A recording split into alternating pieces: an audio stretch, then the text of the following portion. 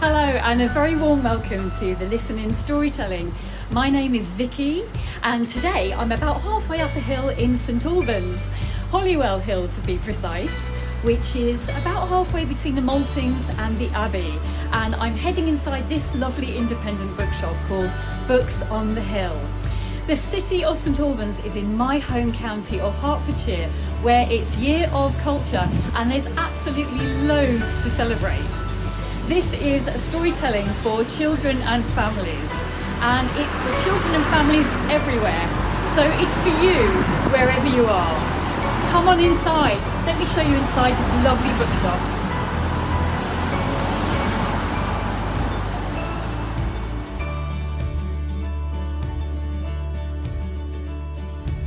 Well, it's such a treat to be here in a proper bookshop, surrounded by stories of imps and elves and legends and tales of all types.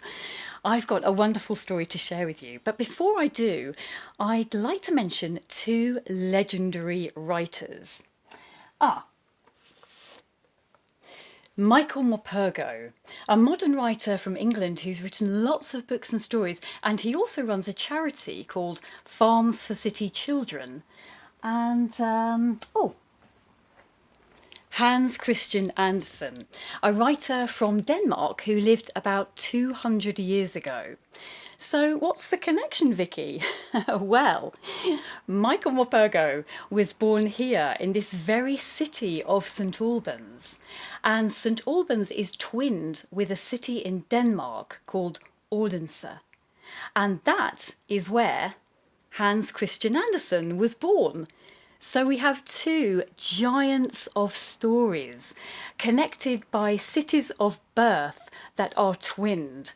I think that's definitely story magic. So to celebrate these two writers and their twinned cities of birth and this wonderful St Albans bookshop, Books on the Hill, and Hertfordshire Year of Culture, I told you there was a lot to celebrate. I'm going to tell you my poem version of a Hans Christian Andersen story, and I hope you enjoy it. Now, I need to go and find somewhere comfy to sit down and tell it to you. And while I do that, the person who owns this shop, Claire, is going to introduce the story to you.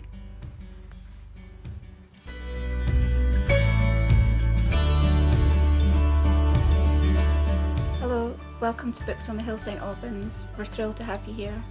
This is Hans Christian Andersen's The Ugly Duckling.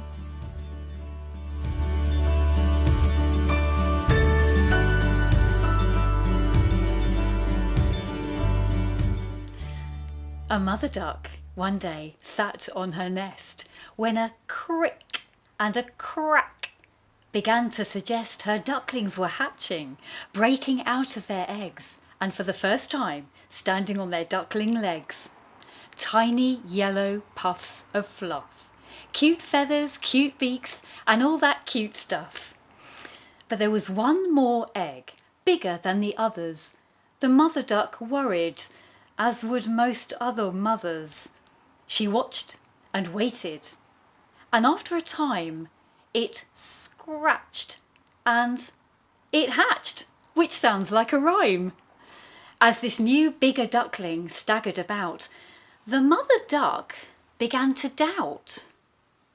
Oh, it's a turkey. No, a dodo. An emu? A stork? Oh, it's got ostrich wings and a pelican walk. Oh. This splendid duckling was indeed not petite. Big head, big beak, big legs, big feet. All the other ducklings were small and fluffy. Oh, this one's a little bit, fubsy and scruffy.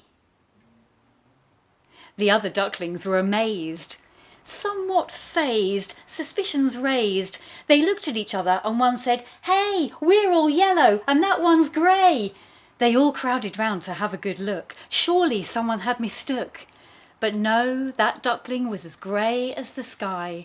As the others laughed and pointed, he started to cry. And thus began a life unhappy. Those around him were nasty and snappy. They laughed and they mocked, and try as he might, he couldn't find friends or a place that felt right. I'm a no one, he said. I'm a waste of space, gangly and dangly, me face a disgrace, sloppy and floppy, right mucky duck, with unlucky down, I'm down on me luck. But I don't mind, I don't need no one, as long as I've got the moon and the sun. This duckling cut a sad and lonely figure just because he was grey and a little bit bigger. Autumn came, as happens every year, and one day, just as evening was drawing near, the ugly duckling, as he was called, looked up into the sky and saw the most extraordinary creatures fly by. Swans, on their way to faraway water, looking as magnificent as flying swans oughter. The ugly duckling watched them, his body a quiver, a magic moment that would last forever. The swans flew on with speed and persistence, then out of sight, into the shimmering distance. Oh, ugly duckling, dare to dream. Things aren't always what they seem. That winter for the duckling was particularly bleak. It's colder than normal when you feel like a freak. He'd been kicked and nipped and pecked and shoved. He felt sad and alone and bereft and unloved. But then spring came, and as springtime grew, a happening sprung up, as happenings do. The duckling was busy being ignored by thrushes when 3 swans came swimming out of nearby rushes. Ah, found you at last, old bean, the finest swan we have ever seen. We had to come and find you, it was our duty. You have such grace and extraordinary beauty. The ugly duckling looked around, but no other 4th swan could be found. Was it possible they were talking to him? Oh, no, that they can't see properly. The light's dim. Me, a swan, that's just plain wrong. I'm just a duck with all me bits too long. I don't know where I began, so I'll be gone. I'm just an ugly duckling. I'm no swan. Oh, my friend, excuse me chuckling, I can't believe you think you're a duckling. With wings that strong and a neck that long, oh really, you, my friend, are a beautiful swan. Well, take a look at yourself. Stretch yourself out. You'll find there's nothing finer than, swanning about. The duckling bent his head down low, so as not to let his ugliness show. And there, in the water's reflection, as clear as could be, there was another swan, just like those other 3. That swan in the water's reflection is me. Really? I'm a swan, and I belong with you? Yes. But I don't know how to do the things that you swans do. Oh, come, swanny chum, don't be defeatist. Although we're swans, we're not elitist. Raise your head, lift your wings up high, come with us into the sky. Don't ask why, don't be shy. Fly, swan, fly.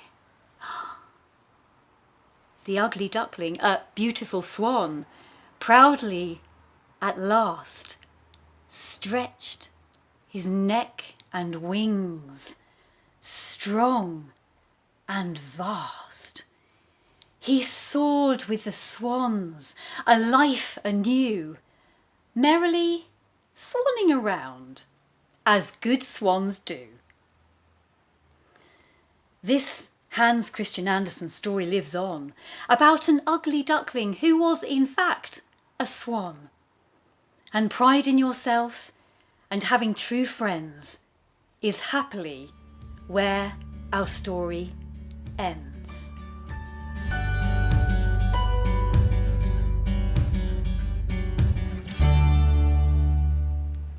Well, I hope you enjoyed that Hans Christian Andersen story. And I know that Michael Morpurgo likes that one too, because it features in this book, Greatest Animal Stories, chosen by him. But of course, there's a different version in this book. As you know, people tell stories in lots of different ways. And I just told you my way, and there's a different version of that story in this book. And there's lots of other animal stories in the book as well, and lots of beautiful illustrations, just like the ones that you could try drawing or writing.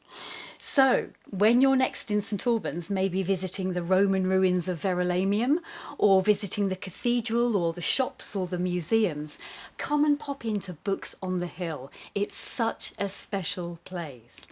But of course, if you live too far away, there might be a bookshop nearer you that you could go into, or the library where you can go and borrow books to give you ideas for stories of your own. Maybe you could try and think of a story of your own about an animal like the ugly duckling who gets mistaken for something else. Give it a go. Well, I'd like to say a huge thank you to Claire at Books on the Hill for having me here, and an enormous thank you to you as well for listening in. I hope you can join me soon for another story, and for now, enjoy the rest of your day. Bye for now.